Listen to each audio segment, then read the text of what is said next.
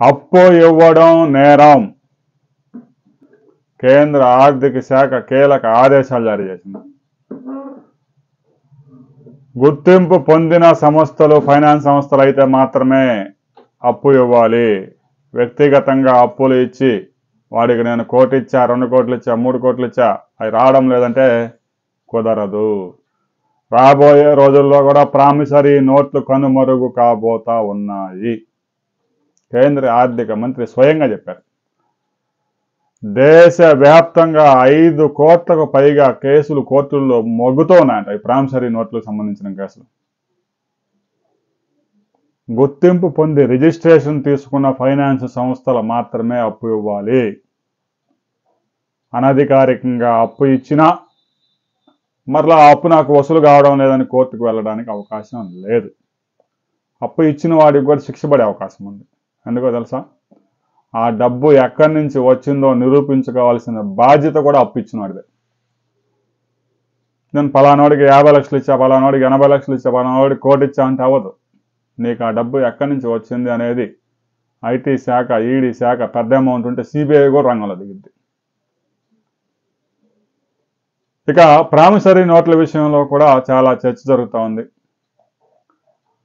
ఎంతో కాలంగా ఈ ప్రామిసరీ నోట్లు అనేవి అందుబాటులో ఉన్నాయి. కిరాణా కొట్టుల్లో కూడా దొరుకుతాయి.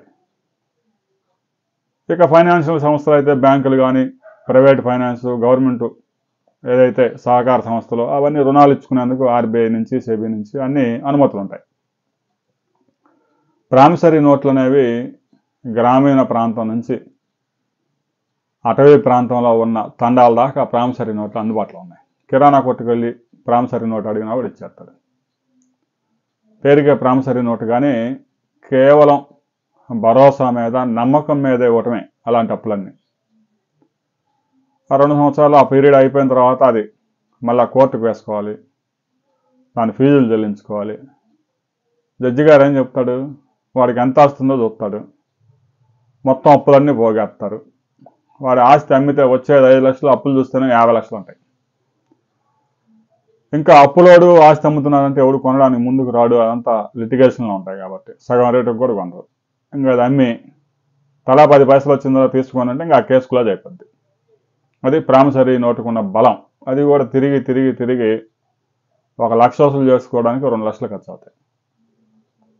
ప్రామిసరీ నోటు పేరుకే ప్రామిసరీ నోటు, నమ్మకంగా పెట్టుకోవడం, ఇచ్చిన గుర్తు రాసుకోవడానికే కానీ పెద్దగా విలువ లేకుండా పోయింది. రాబోయే రోజుల్లో కేంద్ర ప్రభుత్వం ఈ ప్రామిసరీ నోట్ల వ్యవస్థను కూడా తీసేయాలని ఆలోచన చేస్తూ ఉంది.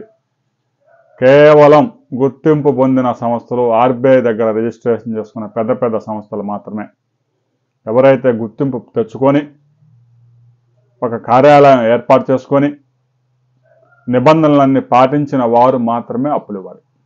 అప్పులు ఇచ్చేటప్పుడు కూడా ఆ డబ్బు వారికి ఎక్కడి నుంచి వచ్చింది అనేది ఐటీ, ఈడీ, సిబిఐ వాళ్ళు చూసుకుంటారు. ఇక టాటా ఫైనాన్స్, బిర్లా ఫైనాన్స్ పెద్ద సంస్థలు బ్యాంకులకు ఆల్టర్నేటివ్గా పనిచేస్తూ ఉన్నాయి కాబట్టి వాటికి ఇబ్బంది లేదు. రాబోయే రోజుల్లో వ్యక్తిగతంగా కనుక లక్షల అప్పులు ఇచ్చారంటే బుక్ అవ్వడం ఖాయం. ఇప్పటికే ఒక సామెత ఉంది, అప్పు తీసుకునేవాడు అప్పు ఇచ్చేవాడిని ఒక్కసారి అడుక్కుంటాడు, అవి వసూలు చేసుకోవడానికి అప్పు ఇచ్చిన వాడు కొన్ని వేల సార్లు అడుక్కోవాల్సి వస్తామని. దీని మీద మీ అభిప్రాయం కూడా తెలియజేయండి. అప్పు ఇస్తే అంతే సంగతి, పరిస్థితులు ఏమాత్రం అనుకూలంగా లేవు.